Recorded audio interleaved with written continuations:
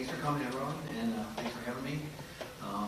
Obviously, we're off a really exciting weekend, being senior night against Bowling Green this past Sunday. We had good attendance, a great atmosphere, very electric, a little bittersweet, like as always on senior night, because we're losing some good kids, some good leaders, and all that.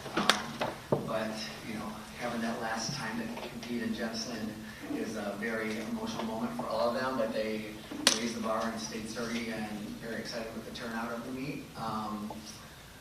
That, along with just yesterday, the Big Ten announcing the all-conference teams.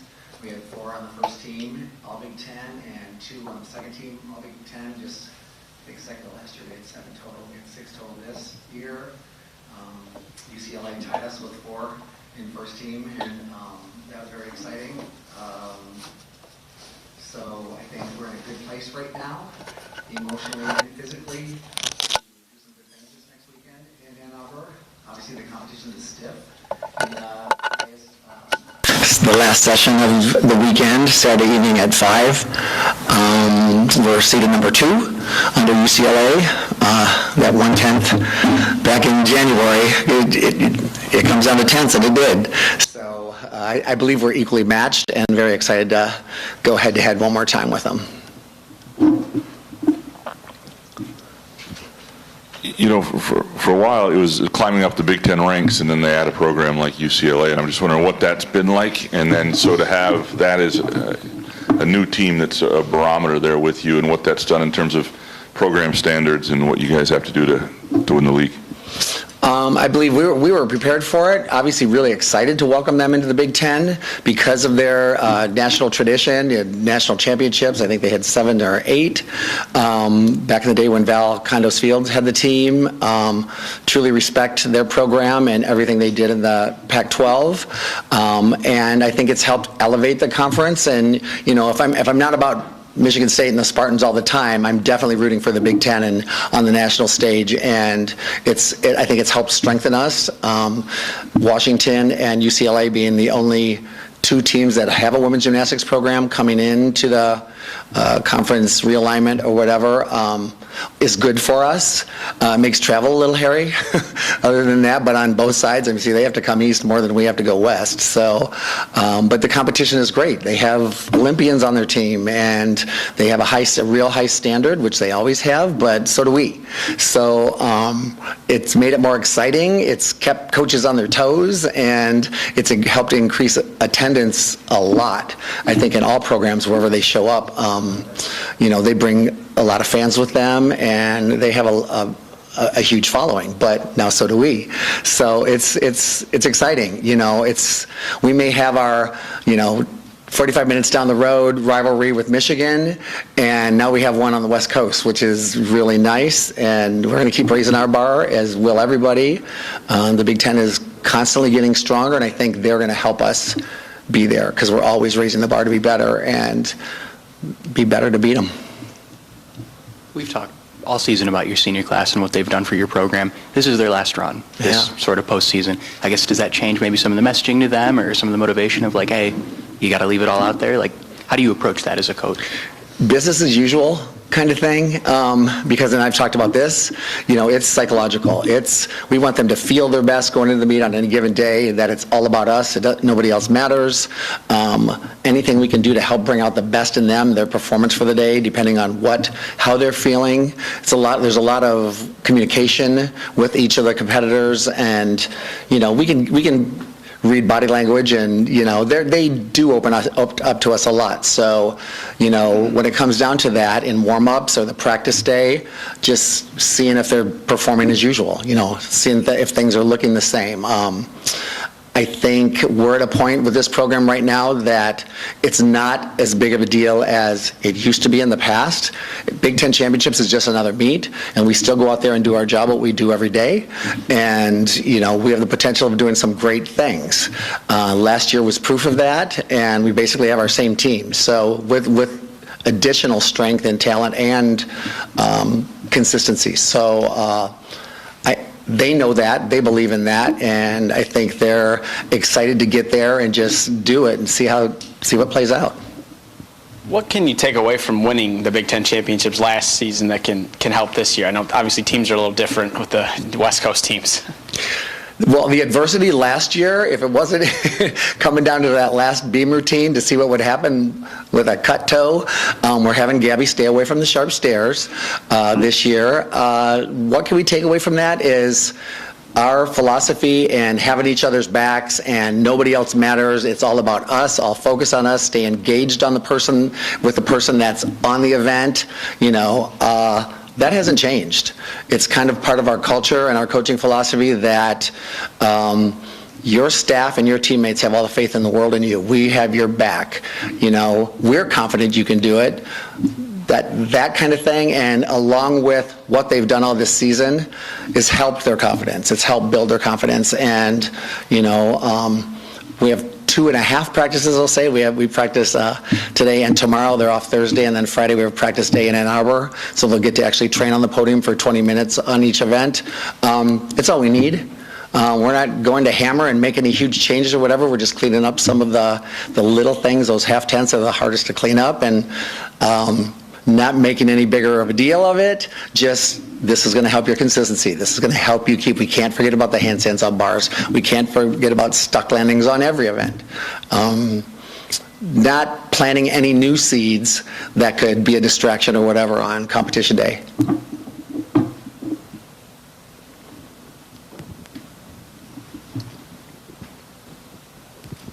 I'm curious, in previous years as a program builder, it's been kind of an upward trajectory, right? And this year, being a defending champion, it's about, not to say maintaining, but reaching a similar level. Does that create different problems, different challenges for you as a coach to maintain that level, or how do you approach that as someone who's been a program builder for so long?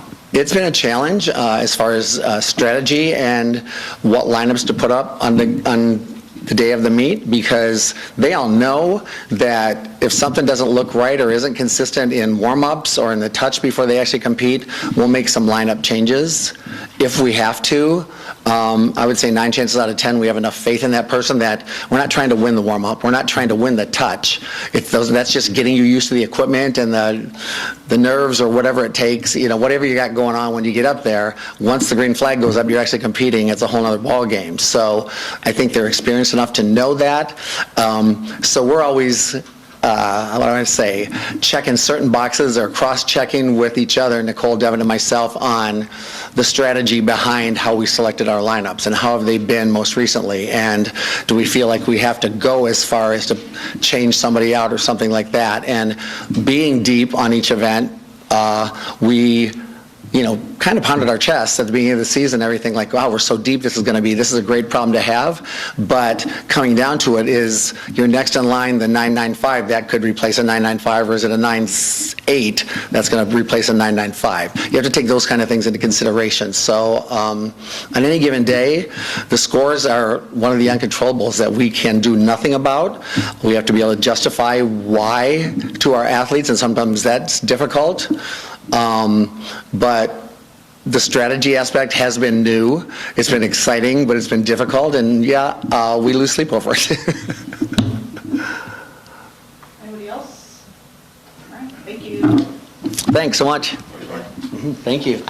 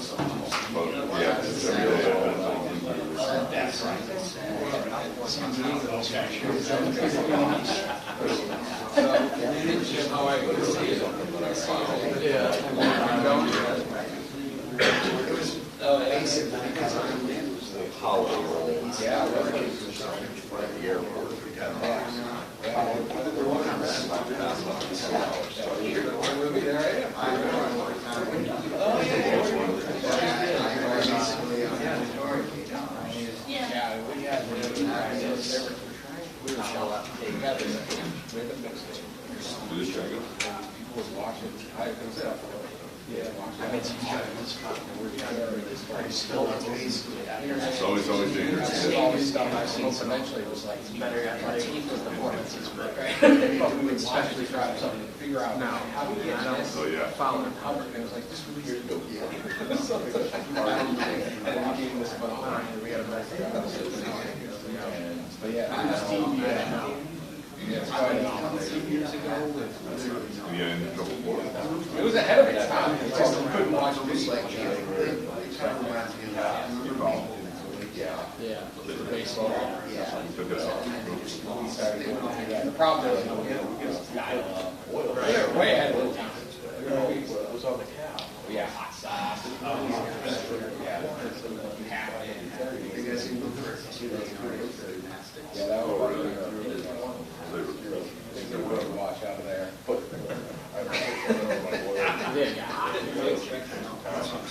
Last year we just kind of right across the street. It was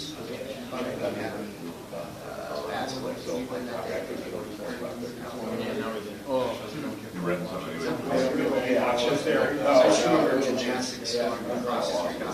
Father might have lost.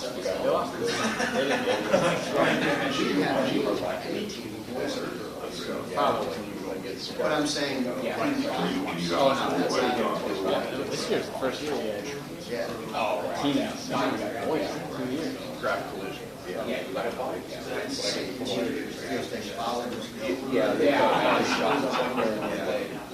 they were already, it was like, they just picked the front. Friday was the last day, and then I got an email like, it should be out. That's what they lost now. I don't know what. It's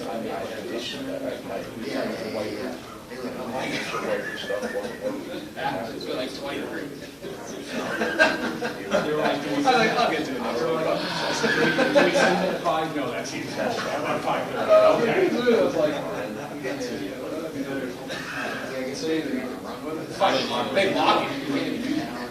Oh, I just gotta see what time. That's good. That's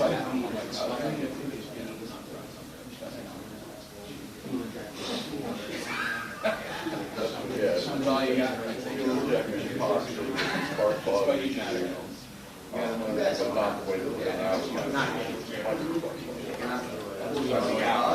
Oh, yeah. I got on Sunday. I had to go to the still should be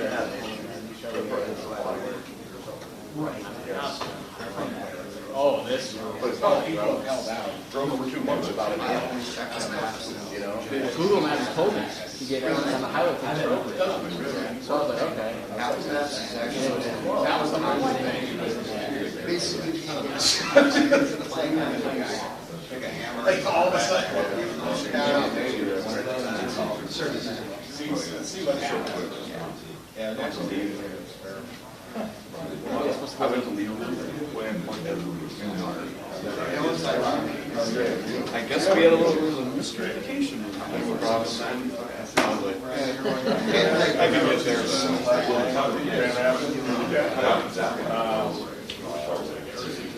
I went to them because I knew I'd be here. And I went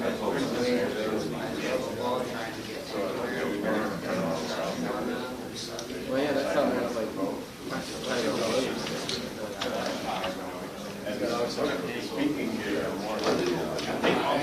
this part. I think you're writing a college essay. Yeah. Good writer. Are you going down? I have some hesitation. Try this window access. I believe it. 25 years. You don't put any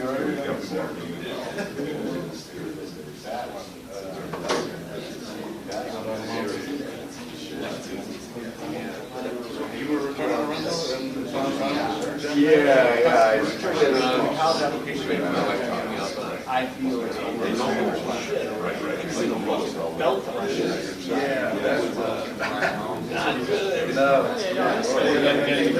lot of I didn't realize it got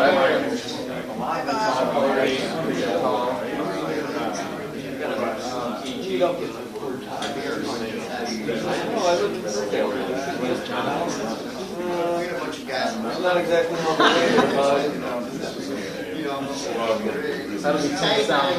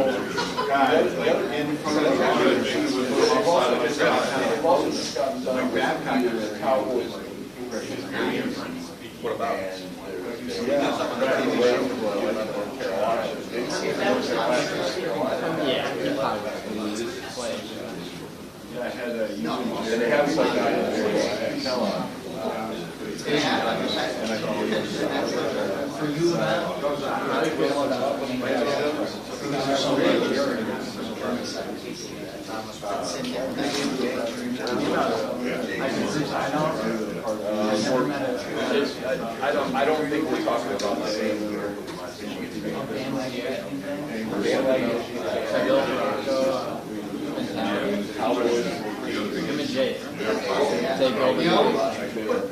Put Sean out there, yeah, you were talking about it, it's funny how he actually. Large continuing all fans. That's all right.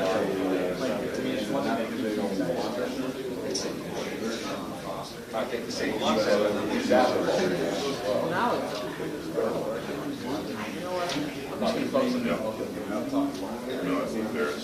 what? And when we catch the touchdown.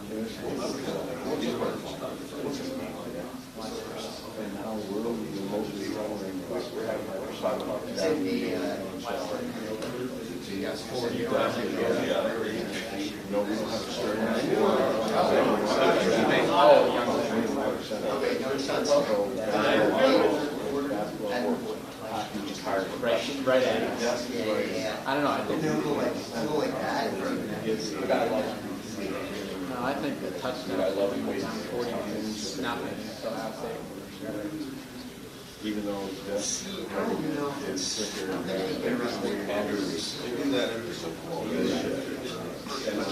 and our guys know our air is not even good.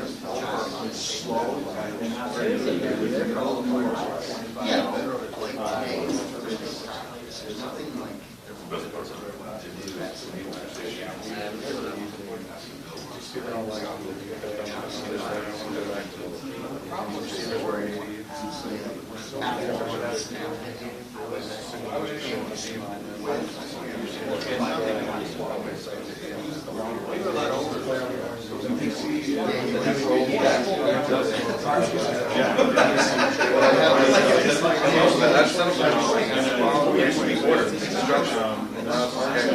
Shot 29 of 62 from the field, making 48 points.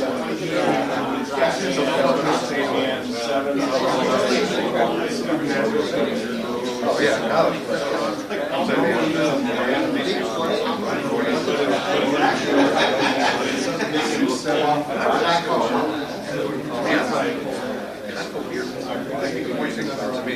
Never really made time. I don't care either way necessarily. But he doesn't know how to like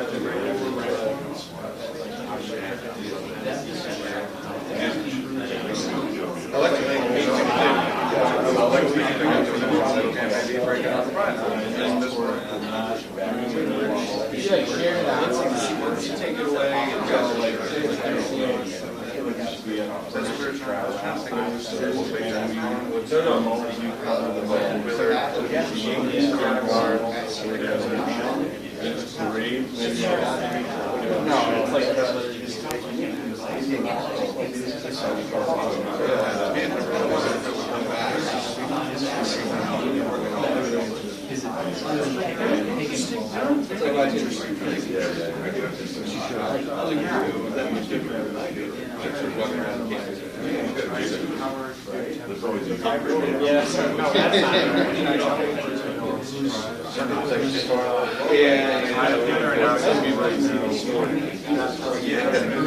You're in public, right?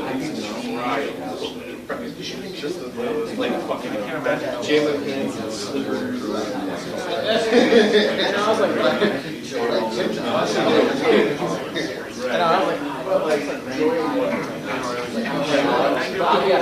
I'd be like a soccer player. 4 hours.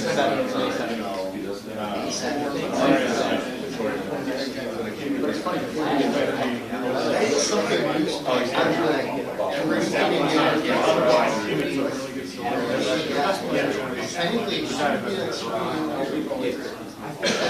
Probably the guy that well, it's funny because last year I like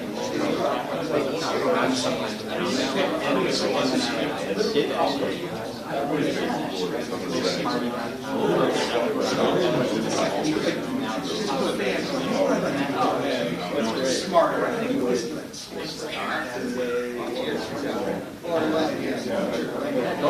maybe I'll be like, what are you up to now?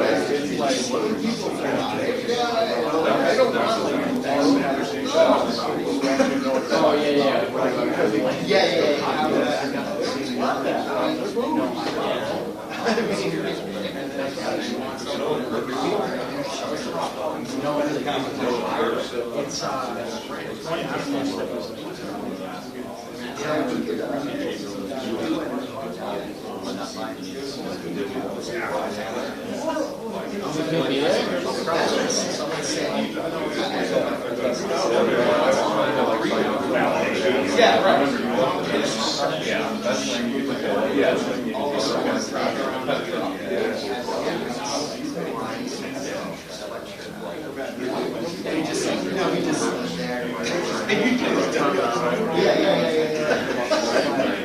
Just working with the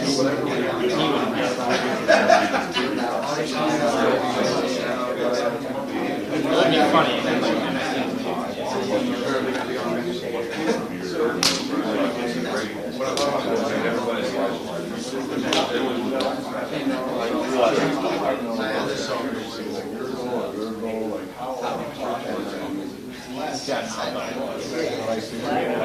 I haven't noticed as much because I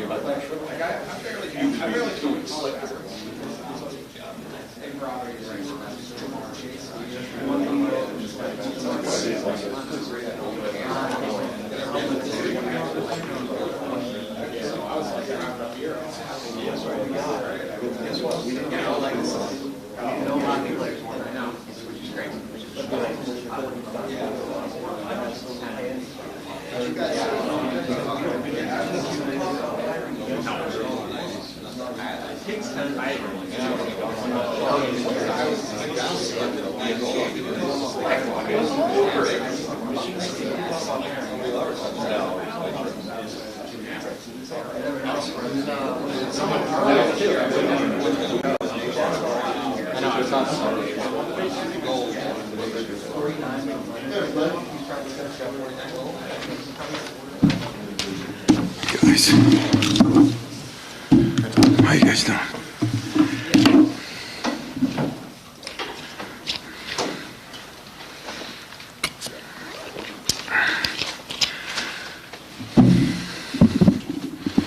Well, you can't beat the time of year. It's light when you're done practicing. It's getting warmer. I see you guys 4 or 5 times a week instead of once. And we're still playing basketball. So I think we had a really good practice yesterday. Brought the team back last night and practiced a little bit to try to get used to the midnight start or whenever we start. Most of you guys will be sleeping, so that'll probably make it easier on me on the writing, but that's the only concern I have. You know, it's a little late night, but I guess it's the same for the other team, so it really doesn't matter. Practice today and tomorrow, and then we leave and get down to Cleveland and play Bryant. And Bryant, been very impressed with the film I watched on him, and watched how they played St. John's early in the year. They're big. Their guards are big. They're 6'6", 6'6", 6'8", 6'8", 6'11". Very experienced, older team, fifth and sixth year guys even, and very well coached. You know, my man Martelli he's done good, man. The people, his sons are both good coaches, and this one, he's got a head job. He's 23 games. They're 14-2 in their league. It is hard to determine different leagues, what you play and who you are, but this is a very fast tempo team. At least 80 points a game 20 times this year, so they can score it. They got a couple guys who can really shoot it. I said about size, but the Penzon kid is as good a shooter. He's averaging over 18. He's shooting over 39 from the three. And Timberlake was their tournament MVP. They've got a regular season MVP, newcomer MVP. But Timberlake is kind of like Tanji. I mean, he's a little bigger, 6'6", 225. But he handles the ball. He plays kind of point forward. He can post up. He can play on the perimeter. He is a very good player. And then they've got a couple guys, Evans and Withers. Withers is a phenomenal shooter, and Evans is a problem because he's a 6'8", 4-man who really plays like a two-guard, and he can handle it. He can pass it. He can shoot it, and that's where the mismatch and matchup problems come to light. So, all in all, I think it is a good team. They average almost 13.5 offensive rebounds a game, which is phenomenal, and means they're a pretty tough team, and I think they are.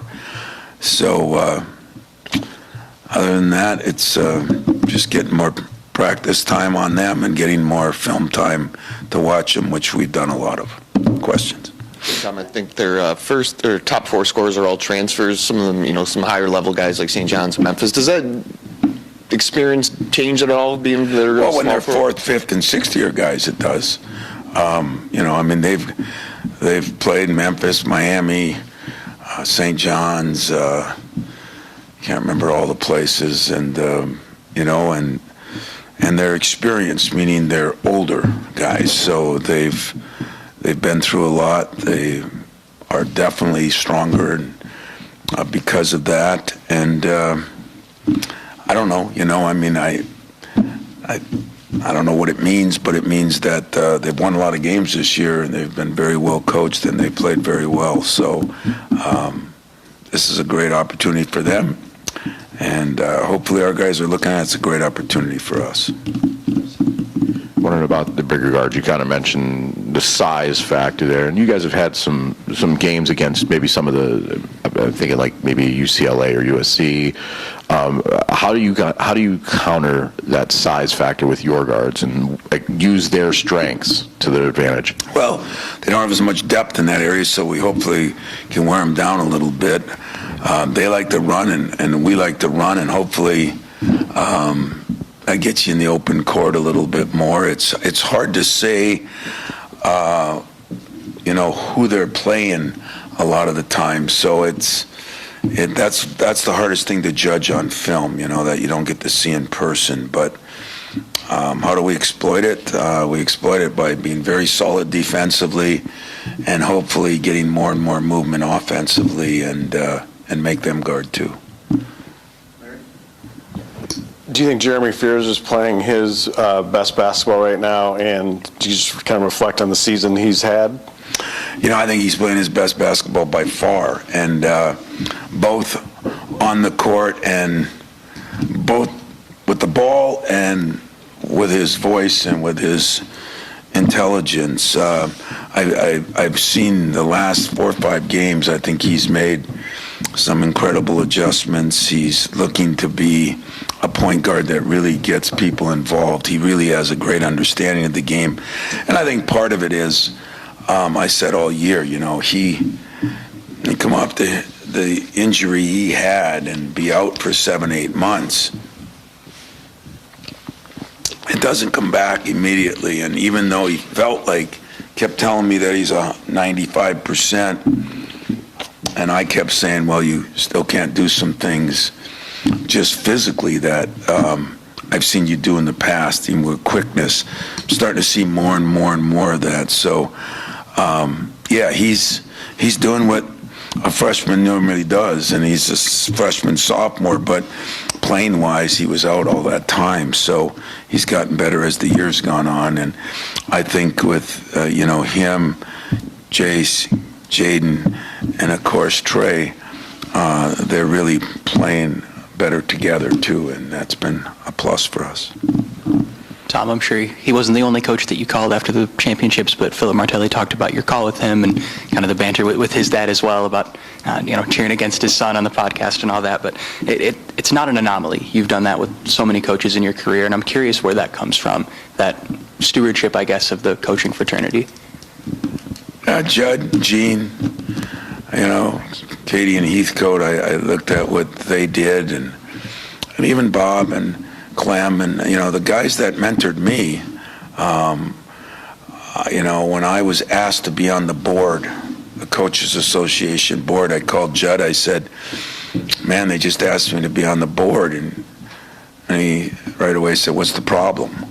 And I said, "Well, there's no problem. I just want to ask your, I'm a young coach. I'm, just trying to learn the ropes. I don't know if I can help other people." And he said, "That's an honor. It's a privilege. And you better damn do it."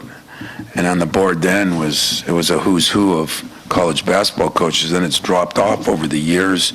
But I felt like guardian of the game is part of the reasons I stayed on it. And I feel for the young coaches getting into it right now. I think it's a lot more difficult to get into than it was back when I did. And so any help I can give them, I just enjoy meeting guys. I enjoy football guys. I enjoy basketball guys. I enjoy the problems. I enjoy the success. I still learn from every one of them, When I talk to a younger guy, it reminds me I got to make sure I do some things that way. When I talk to a football guy, it makes me realize, different sport, same kind of problems you have. You're still trying to get the most out of every player you got. It doesn't matter what sport it is. So I've done it. I've enjoyed it, and I don't know if I've helped anybody, but some people have helped me. Tom, Danny, what the hell are you doing here? just excited to see you. Just came up to see you. I knew it. Like old times. Go ahead. If you think back to the beginning of the season, was there an aspect of this team, this group, that you maybe had a lot of concern about that in turn they greatly exceeded that fear, and there was no real reason to worry? Yeah, I thought we could be a good team. I did not know things like how would Jeremy come off the injury? How would Jace come as a freshman? How would, guys accept new roles? We knew Coop had to be better, and we had good feeling that Jackson would be, keep hoping that, like Cohen Carr. Where's he going to take his game? So there were a lot of question marks. Some of them were answered over in Maui even, when we played over there and lost to Memphis and then rebounded right back and beat Carolina. And I just felt like the team was pretty together and pretty connected ever since the summer. And I thought we did a good job as a staff doing a lot of different things to help connect them. And as I talk to coaches now, or coaches call me about my team, I just talked to Kelvin Sampson the other day, and the first thing he said was, "I love the way your team's connected." Well, how in the hell do you see that on TV? It must be better than even I think, And then as we got into the numbers, we knew sooner or later it would start separating itself, but it became a strength of ours. I think it's helped us with staying fresh. I think it's helped us with injuries. I think it's helped us with a lot of things, and yet it started to separate itself a little bit, which it should. And so I'd say early on, you know, over in Maui, and then maybe those first couple Big Ten games that we had split and lost other years, and we won those, and confidence started coming our way, along with a togetherness. Like, I'm not saying it hasn't happened recently, but it was stronger and better, and people were playing to win instead of for egos, and that was greatly appreciated, and I think we've had success because of it. Tom, you talk to your guys who won a title 25 years ago, and they'll say it was the year before the 6-point loss to Duke when they truly believed they were capable of something like that. You've talked about the number of teams you thought had a chance throughout the years. How many teams do you think you've actually, themselves actually believed they could do it? And how do you get a team that hasn't really done anything like that to believe they can? Yeah, especially this day and age, you know, you're lucky that a lot of other teams, like, remember when we played North Carolina and Detroit? I'm not sure the all-star team of the Celtics and Lakers would have beat that team, you know, but 4 of those guys came back to win a championship. You know, I mean, Mateen announced, and, you know, when we lost that game in Tampa, that we're coming back to win a championship, you know. Those things aren't as prevalent now because of the movement there is in sports, but I'm still the same. I'm still here. Those former players that talk about it, they're still here. And I think that helps, but I'm going to lean on them. I got a couple coming in today and tomorrow to speak to our guys because, you know, you're right. These guys haven't accomplished anything yet, but I think the way we played the last 7, 8, 9 games, when we had a lot on the line and a lot of pressure on us, and a tough part of our schedule, a tough part of the 2-day preps. I mean, everything, we really rallied together, and so I think they're hungry to accomplish something. But the biggest fear I have with all new guys that haven't been through it is there is a difference between games and playing for championships. There's a difference between playing regular season and playing in one-and-done time. We saw it in our Wisconsin game, a couple mistakes, and all of a sudden you're going home. And, you know, did we learn from that? I mean, some of it all isn't about learning, it just happens, but those are the things we try to preach without being negative about it, and show things that happened other years here, other years to other teams.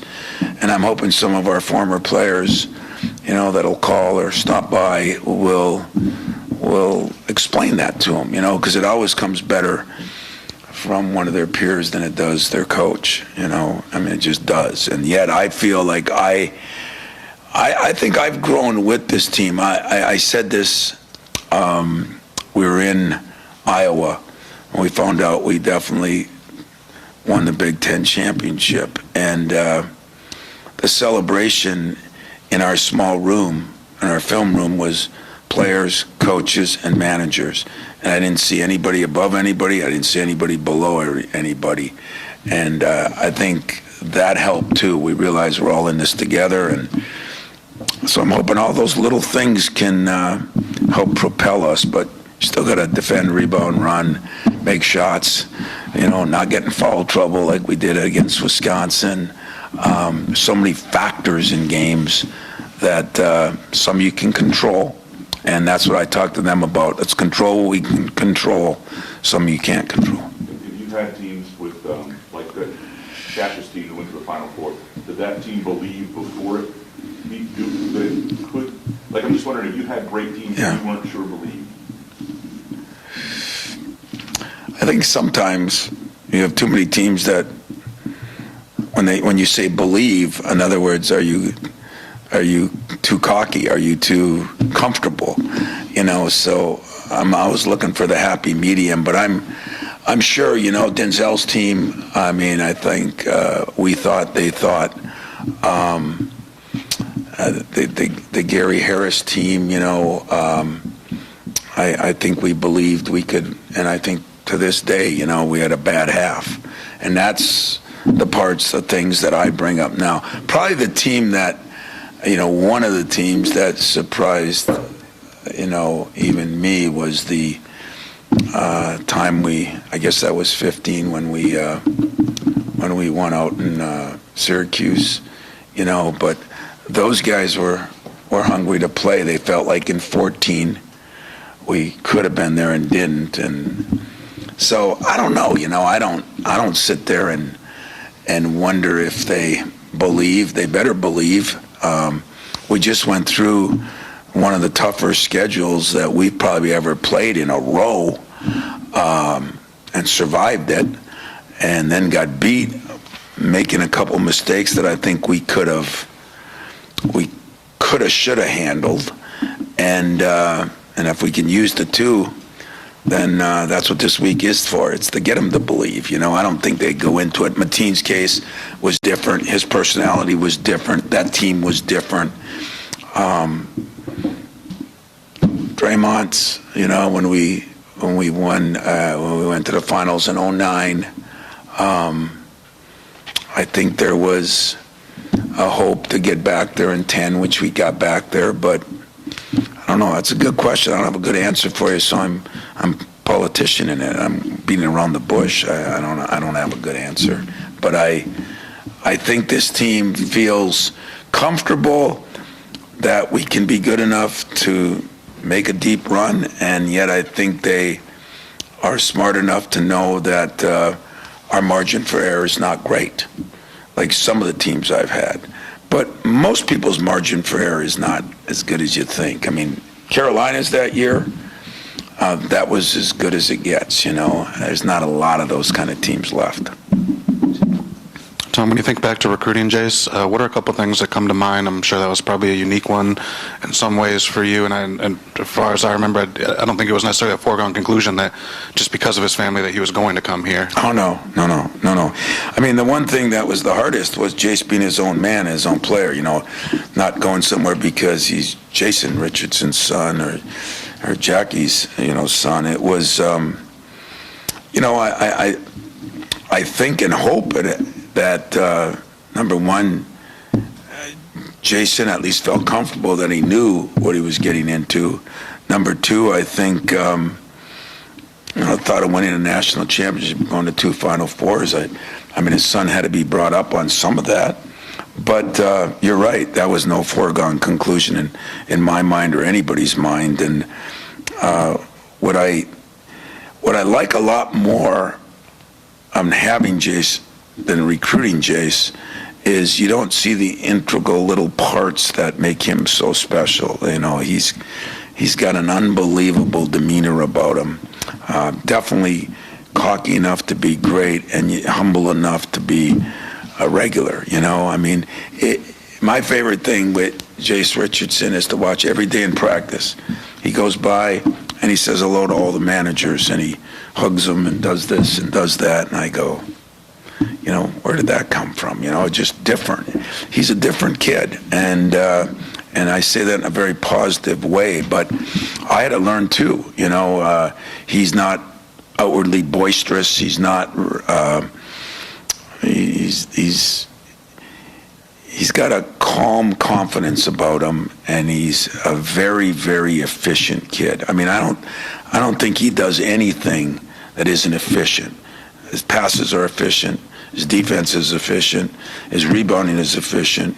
He doesn't waste shots. He doesn't waste a lot of motion.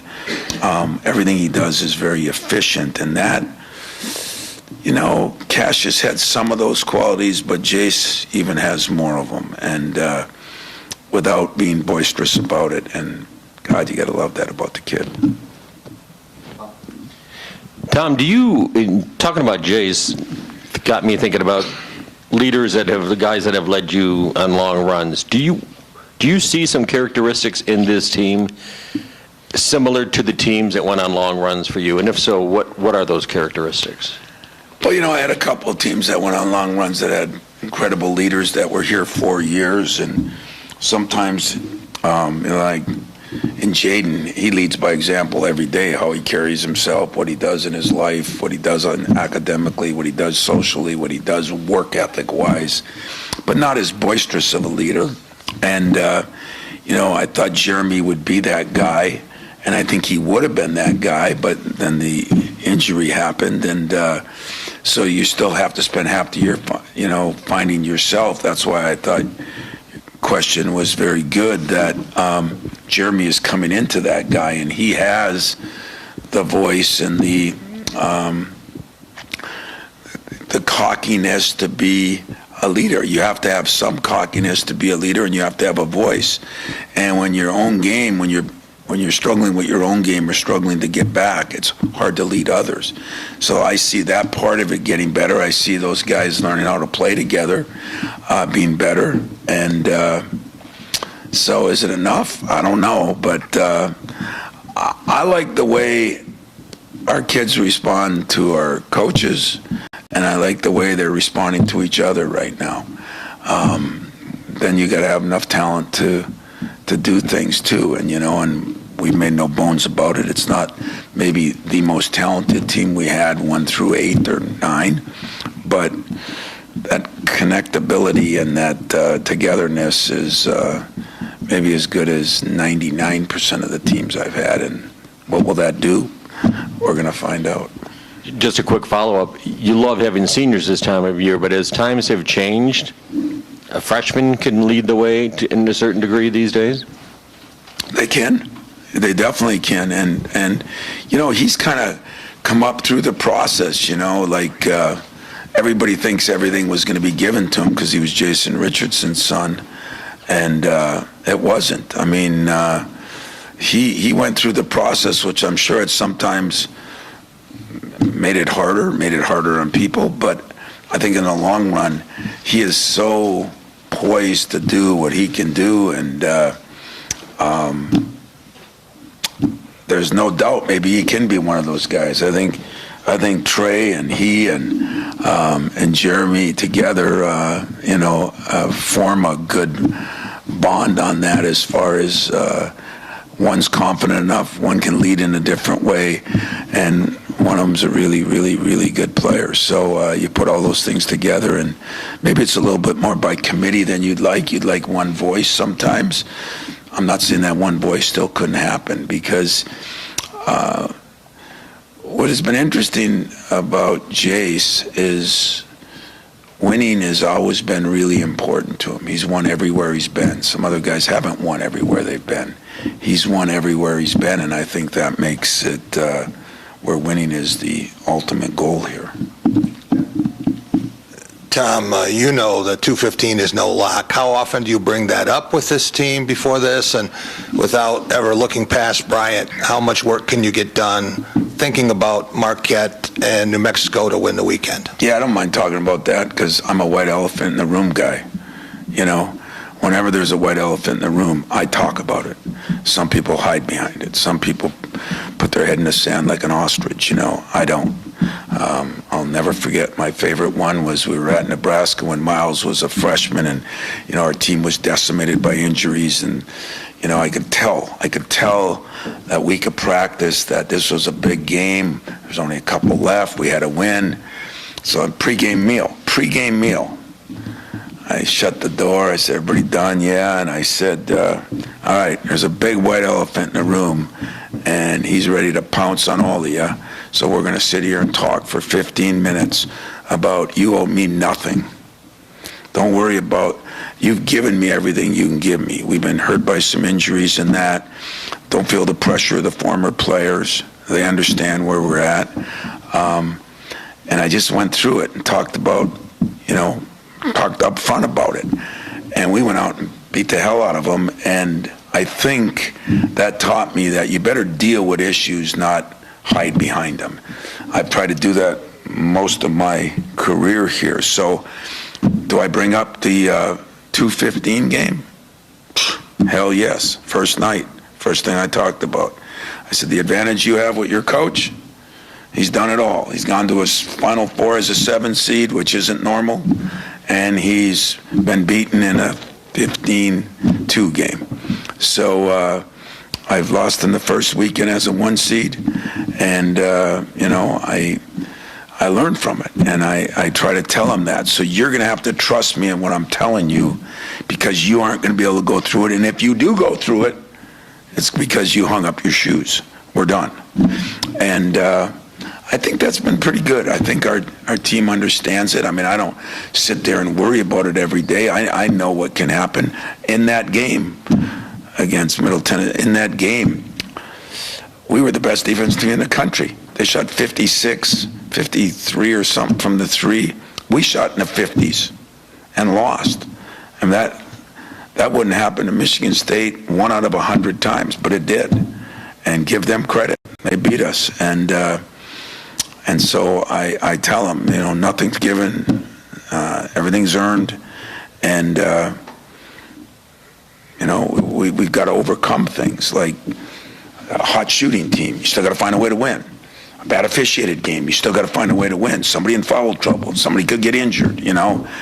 So I try to talk about all that the very first night, and that way, do I harp on it every day? It depends. If we have a bad spot in practice, I say, okay, you want to be the next team? I said, I got a good friend of mine that was part of the 116 loss. I said, and a year or two later, he won the national championship. So hopefully, I'm sure he learned. Hopefully I've learned. Hopefully I can get it across to you, because that's the gift I can give you. What about being able to look ahead to the second game of the weekend to win it without slacking off? Yeah, well, Mike Krzyzewski taught me a good lesson. After the first couple years, I was in the NCAA tournament, and it was called Win the Weekend. And I heard him say it somewhere, and I said, wow, and then it started making sense. When you're a young coach and you're trying to keep your job, which everybody is today, by the way. Everybody's trying to keep their job. But except me, they don't want me, it's time, but I'm comfortable that what Mike said was your program gets to a certain point. Winning a game does not help you keep your job. It does not. You want to win the weekend because that helps you advance to the ultimate goal. Now, everybody knows you got to win the first game to win the weekend, but you don't get much time to prepare for the second game. And unlike the Big Ten tournament, when you only get 1 day, but you've already played those teams, and you have a better idea on those teams, this is different. So, we'll prepare yesterday and today a little bit for Marquette, a little bit for New Mexico, on things they do that we can use here that maybe all the teams do. And once again, I tell my players, hey, listen, if we throw in a press or a zone and maybe Bryant doesn't, that's where you are. You picked it, and that's what we do here. So we're not looking ahead. I've already been beaten by a 215. We are doing what we need to do at Michigan State to accomplish what we want to accomplish at Michigan State. So Mike gets I don't know, maybe I did too much of that in the 215 game a few years ago, so he either gets some credit or blame, but that's the way we do it here. We will prepare somewhat for all 3 games the first 2 days, and not in personnel or anything, just in maybe zones, presses, what they could do. If they're a really good rebounding team, we might put a little more emphasis on that. If whatever it is, good fast break team, we might do a few extra drills on transition defense because that's what New Mexico does or something. But don't read into it. Don't think I'm overlooking anybody. And if you do, then you don't know what I've done for 25 years. One or two more, Chris? Just kind of a follow on a couple different areas here. One, the togetherness aspect. There was a point in Iowa where Jason Cohen were kind of in the middle of one play, just kind of not necessarily butting heads, but communicating what went wrong in demonstrative fashion. But how much does that togetherness help that? And the second part of it kind of also goes with that. Your role is both an educator, just everything you've talked about today, is both the educator of the athletes, but also still being a student of the game yourself. Just how you kind of balance that at this time of year. Well, I'm always a student of the game. I'm a student of sports. That's why I spent hours after the loss to Wisconsin talking to my buddy Mariucci. Just, what is it like, what did you go through? What is it like in pro ball? I was learning, but as far as a squabble, do you like your boss every day? In fact, you like your wife every day. Not a squabble, I meant just that they're able to, because they're together, Oh, they're able to communicate that way and not. Yeah, because those two are tighter than thieves. But, I agree with you that there should be a time when somebody should be able to post somebody else up. I was posted up in a huddle by Trey Holloman one time, and he had a good point at what he brought up, and I used that.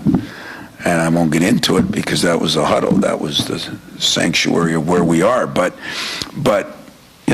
everybody goes through those times, and if you respect the people you're playing with, you love the people you're playing with, you should be able to argue or communicate, or everybody takes it different.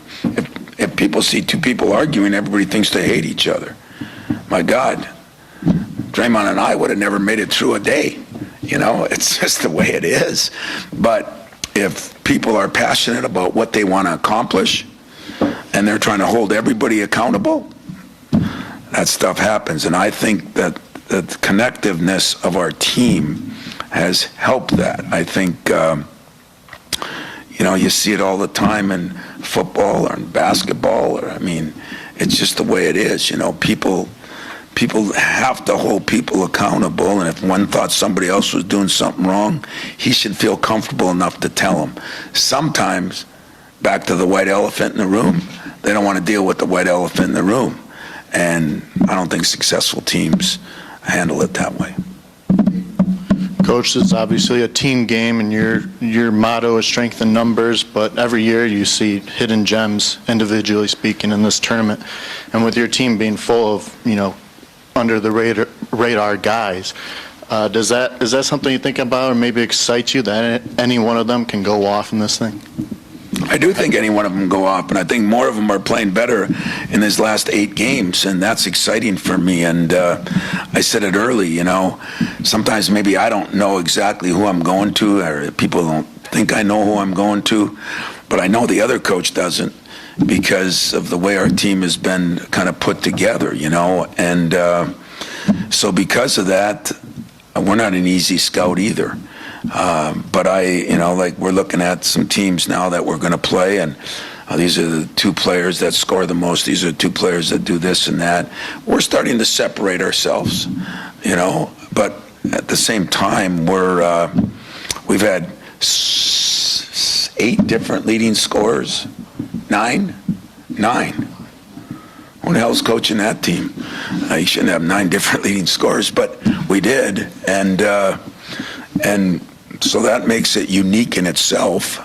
And we've had, most of the time we really hurt teams on points off the bench, and I think that's been a strength of ours. So I don't know. We have. I think we have enough players now that are starting to find their niche, and I'm starting to find their niche, and we kind of know who we can go to and who we can't, and we've changed the minutes played a little bit more and more, and yet we still have strength in numbers because if somebody isn't playing quite as much and something happens foul-wise, something happens injury-wise, we think we're in a position where we can survive that, and that's a big key in the NCAA tournament because you never know how these games are called.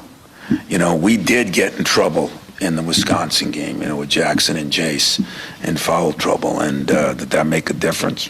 I don't know, but I want to be as well equipped for that as we can. So, in general, that's it. I see Jonathan came in. So, Coach D and I used to always talk about Jonathan that there's no better time of year than the the end of, basketball season, because now it's your turn to take all the heat. So I'm excited for you. I'm really looking forward to the spring for you, and I know you'll be following us here in our next couple weeks, hopefully. And but it was good to see everybody, and I'll see you in Cleveland.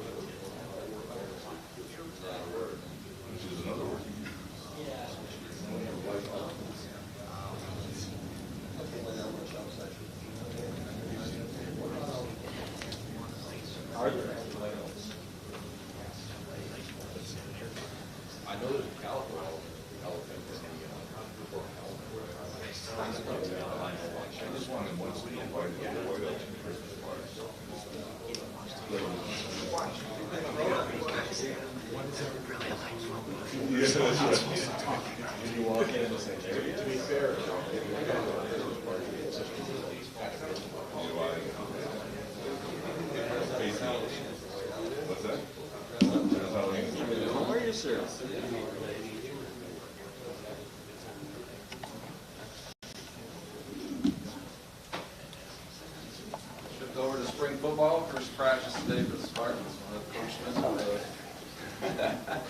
Coach Smith with an opening statement. Okay, well, tough act to follow, but do want to echo some congrats on another Big Ten championship for Coach Izzo. This basketball team has been so fun to watch throughout the year, and obviously best of luck here in his 27th consecutive NCAA tournament starting Friday. But he's not alone. I mean, we got a lot of good things going too. Women's basketball, best of luck. Another back-to-back years making the tournament. Be cheering them on. Hockey, again, go for a tournament championship Saturday night. Try to get out to that one for sure. And Adam's done a phenomenal job with that team. That team's been fun to mind. Gymnastics is going this weekend, Big Ten tournament. We wish them kind of the best of luck as well. But on our end, it is excited to get started. We did practice one this morning. A lot of work goes into that. These guys in the weight room, all of that, January, February, half of March, and so it was great to get back out there with them. I actually told the team at the end of practice that so many guys, body changes, faster explosions, you could see it, you could just feel it out at practice. Again, Coach Mack and his staff have done a great job getting us ready for this part. And it's always an exciting just time first look at 27 new guys. And it's not just all about the first look at those guys and the opportunity to see these guys that have been in the program now a year. Some of them have played college football for 2-3 years across the board on our roster.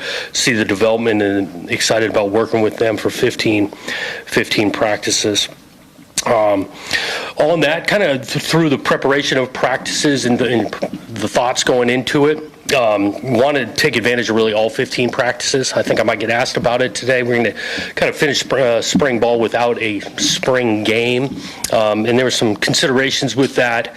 Some of it, you only get 15 of these. Some of the logic is a little bit of, when you do those, you prepare for those back half of the spring. We think the best for this current unit is to take advantage of all 15 practices, not leading into or prepping like you're going into a game. There's some logistics going on in the stadium, which we're excited about. in regards to scoreboards, some things to the press box, and so that can create some challenges. And then, you're always working with numbers, availability, what's best for the team. We're definitely going to do a couple scrimmages amongst ourselves throughout the 15 days. We're spreading those out a little bit, but we're excited to get started just back on this film, even after today. Today and Thursday's practice with just helmets and spiders, and then we'll get into full pads on Saturday. Hoping got some questions that I can answer. I'm sorry, John, just to be clear, there would be no sort of public type Correct. of deal? Yep. And again, just a lot of the thought leading into that was the way we want to take advantage of the 15 practices. And then you kind of touched on the other programs. You feel like you guys have kind of been flying under the radar here? I mean, obviously, big football school, but, their other sports are doing really well, and you guys are... I think it's great that so many of our sports are doing so well. It's been fun to be able to get to a lot of their games and things, and so our season is in the fall, and so we definitely want to have some excitement come September. I'm wondering, I know that spring football, not having the public viewing has become an issue across the country right now. How much does that play a factor in terms of maybe what the portal is and how the poaching has been going on with it? I think it's a consideration. It was not the number one reason why we decided not to do it, but it's a consideration. Let's face it, this day and age, where the opportunity for players across the country to make decisions come the back half of April, it was a part of the conversation. Jonathan, I'm wondering, last year, obviously, you guys hit the ground running and nobody really had, maybe I guess 2 or 3 guys had experience in your system. Now you've got a certain chunk of your roster that knows the scheme. Of course, other guys are learning. How different does that make this spring when everybody's not starting from scratch for the most part, scheme-wise? It's quite a bit different. A couple of coaches were talking about it. I mean, you just go out there. We got a lot of guys back that have been around for the year. Even just the continuity of the coaching staff, are really pleased with the majority of those guys back. Schematics haven't dramatically changed, right? The base of the system on offense, defense, special teams, we're a second year. That feels like it continues to propel us. We're a lot further along than we were, call it 12 months ago. Also wondering, where do you feel like roster-wise, where you guys have improved from Team 1 to your second year? Well, we start with what we felt like were needs coming from the additions. 27 new guys started in January, offensive line up front. We wanted to create more competition in that room. We got that done. In the secondary, we added to that position where you're playing so many DBs this day and age. So many times you're out there with 5 guys. We needed to create more competition in that room. The receiver position was a priority, and 6 new guys there. And so we're excited to watch that kind of play out over spring camp here, those positions in particular. Jonathan, at Pro Day, Tanner Miller, I think the word he used was, he talked about how if Aiden gets the protection he deserved, he could do some really special things this year. And I'm curious how much that was an emphasis going into this spring camp, the 15 practices. How much is offensive line play vital in this stretch of the season? Yeah, every position is vital. O-line's vital. Their play. I will say, in regards to protection, that's 11-man football, and so yes, it starts up front. Those guys giving Aiden some space and time, but at the same time, the ball needs to come out on time, and so that goes into detail, route running, getting the separation, all of that. So it's a group effort, but it's something we're emphasizing this spring in regards to sack avoidance and being better protected of the quarterback. Over signing day, you mentioned the not knowing about the NCAA's rule for 105 limit. Have you heard anything about that? And if so, how are you going to tackle the challenges of potentially only 105 players on the roster? Yeah, we're making, call it tentative plans, because right now our understanding is that's where it's headed into August. Currently, we don't have that restriction, we'll call it in spring ball, but we're aware of it. And so as you're building your roster, you think about even depth per position and how many, and even goes into how you're going to practice. And so, because that's a difference. I think we had 118 on the roster this last season, and so that's a different number when you're down to 105. But those decisions on exactly how many per spot and who it is actually will be made in August. Jonathan, you've been head coach of a lot of teams, offensive coordinator of a lot of teams. Is this the most new wide receivers you've had to incorporate in winter conditioning and going to spring? And is that a challenge? Yeah, that's a good question. Off the top of my head, thinking back here, I can't remember this many, especially in January, right? Like when I was coaching 10 years ago, majority of your new guys were coming in the summer. And so this is probably the most I've been around, and knowing that, we did put some thought into January, February, getting around these guys to get them a taste of the playbook and the system and all of that, and did some lead up to spring ball, or starting today, the last week of doing some walkthroughs and things so they could hit the ground running. Without watching the tape from practice today, I actually thought it was pretty clean. I mean, everybody's getting reps. Thinking about the passing game in regards to those wideouts, call the tight end with them. It wasn't a lot of busts. They're going in the right spots. Now, some of the stuff's getting challenged defensively, but for the first day, they digested quite a bit. So looking at our install and how much we're putting in early on, it was not a light load. We challenged these guys on the middle side, and receivers handled it pretty well. You had some important leaders who are graduating in Jordan Turner, Kyle Halliday on defense especially. I'm curious if you've seen anyone take some steps toward being a leader on the defensive side of the ball in winter and this spring ball. Yeah, I think on the defensive side, Quindarius Dunnigan had a great offseason. He's got a ton of influence. I think Rukan, the way Ru has operated these last few months turns into that. I think Jordan Hall for sure. Wayne Matthews has stepped up in a big way. Malik Spencer. We've got some guys on that side that we're going to count on the leadership side. Yeah, a lot of the guys you got in the portal this past offseason came from G5, maybe even some FCS, and I think a Bullard from D2. Is that kind of like the archetype you kind of look for? Some lower school guys that, have gotten some big production numbers? Production was like the priority as we looked. We did. When we went in, knew on the areas or the positions we wanted to target, we wanted to have production, proven tapes, snaps, starts, done it. And because you call it whatever level, there's still guys doing it against 20, 21-year-olds, and so that was a priority for the majority of the guys that we took in the portal. Mentioning the portal, running back Elijah Toliver, probably someone you watched a lot of film of. I know it's just one practice and one winter, but what are some early impressions with him? A guy that I imagine is going to get the ball that fans haven't seen yet. Yeah, he's got a skill set. Just watching him today, had a nice couple runs. You could see some of his vision that we had seen on tape. Works really hard in the weight room. I think he's picking up pretty well. I'll be curious to kind of see him go when we get some shoulder pads on. And Tullis and Frazier, what do they benefit from last year, and how are they looking? Yeah, fast forward the year, a lot. Those guys did. They got a bunch of practice time, got a few carries in the game. Those guys contribute on special teams. So we're counting on those two to really make it competitive. We do got two youngsters in there that we're excited about with Zion, Jace. And so that room is open in regards to earning carries and playing time. One more, Luka Vincic, I don't know if I'm pronouncing that correctly or not. Had some time last year at Oregon State. You knew him before. What does he bring? How do you see him fitting in? We just knowing him, we do think he brings a ton just to the O-line room in regards to his mindset, his work ethic, his voice. He's familiar with the scheme, so it hadn't been a problem for him picking that back up. We kind of feel like he's got a little position flexibility, whether it's inside or outside, and so we're really glad he's here.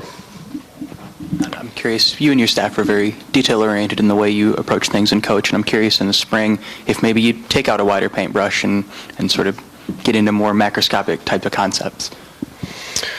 I'm not totally sure. Macro, or are you saying micro?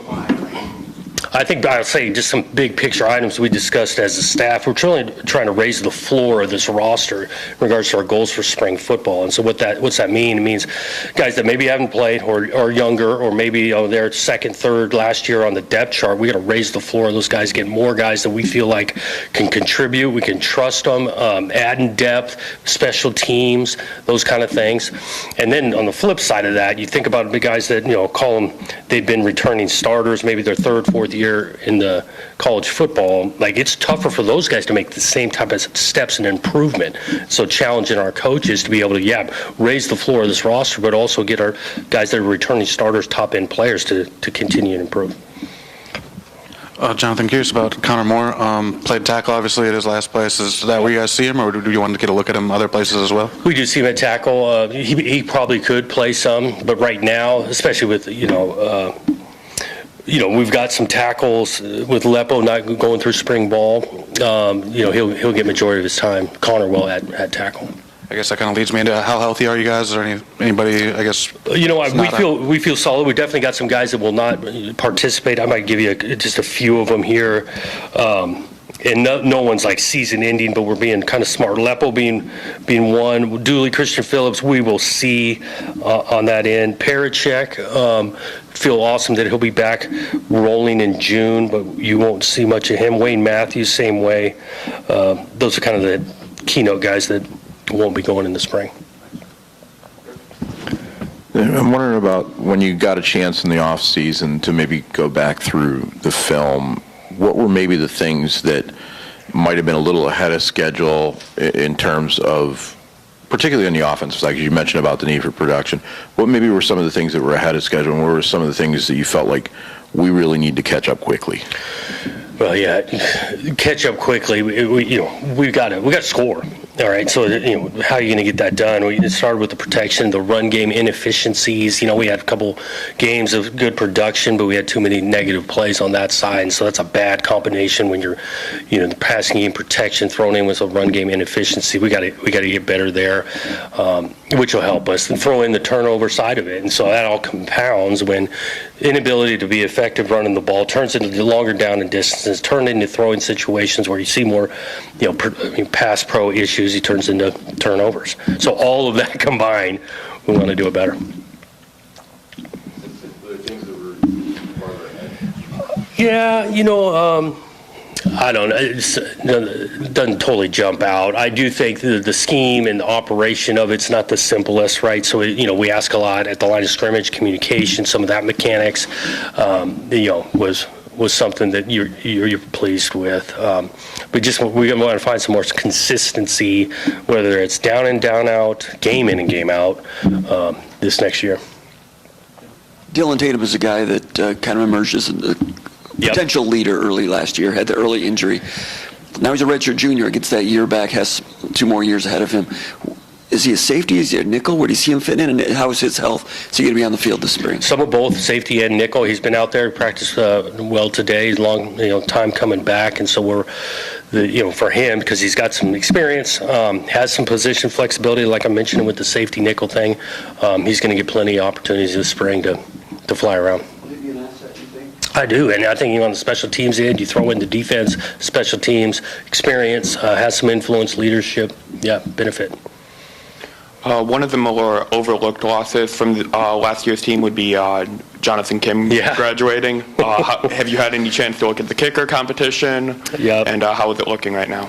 Yep. Tariq and Martin will kind of battle that out. It'll probably go all the way through fall camp.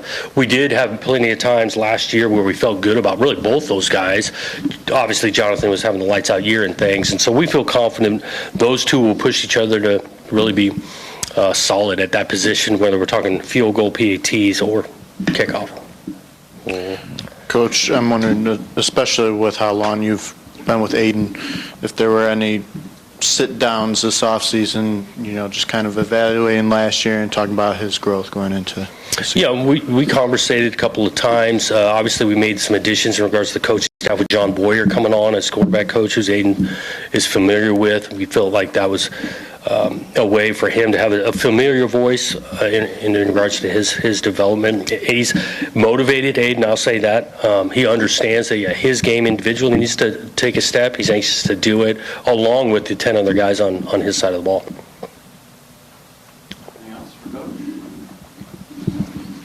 One more thing. What did you guys feel like you got done today in practice, and what do you do for the rest of this week? What's on the agenda? Yeah, today, heavy mountain on the individual fundamental side of it, right? The movements, every technique we're asking these guys, all the way starting from our stance up.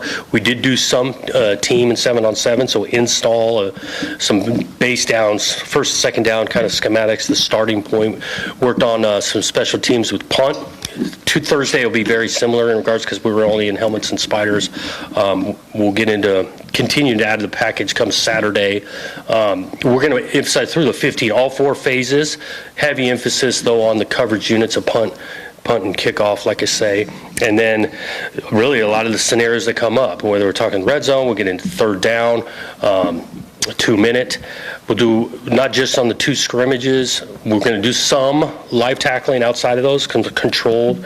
So we got to be able to tackle better. I think defensively we want to make emphasis in the quarterback. Got to get better on third down, and so that's emphasis throughout the big picture of the spring. Kind of spoke to the offensive side. One other thing about tight ends. Yeah.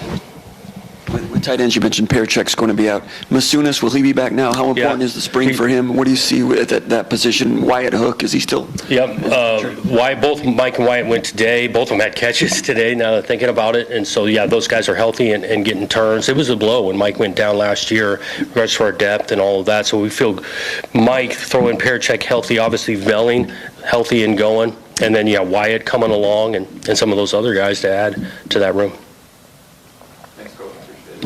Okay, guys.